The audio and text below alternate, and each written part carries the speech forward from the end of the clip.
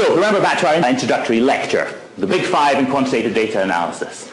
Our social statistic techniques, our means and standard deviations, cross-tabulations and bar charts, association statistics, confidence intervals, and multiple regression models.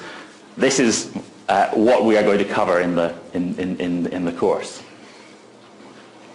And then we talked about taking those big five and thinking about these three broader typologies, that we're thinking about the type of data that we have, which we've called the functional form or level of measurement. Is it continuous data like money? Is it categorical data like occupation? Do those categories have ordering? We need to know what type of data we have. The number of variables that we're using. Are we just looking at one variable? Are we looking at the relationships between two variables? Or are we looking at something more complicated where we're taking into account a lot of different factors? And thirdly, the objectives of the analysis. Are we just trying to describe data that we have in a sample, or are we trying to make inferences about a bigger population from the sample that we're studying?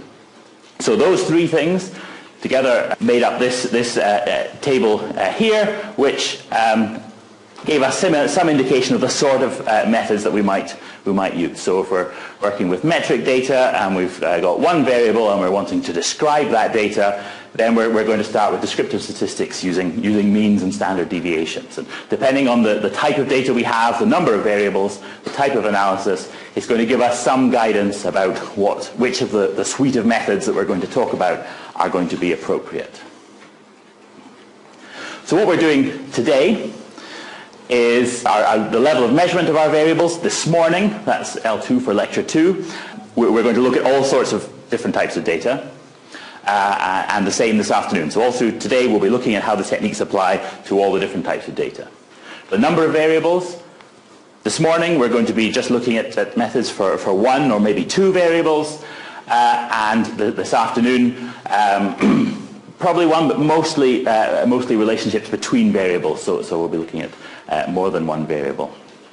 The aims of the analysis this morning, we're looking at methods that are for descriptive analysis, and this afternoon at methods for inferential analysis, when we want to make conclusions, want to draw findings about a bigger population than just the data that we've observed.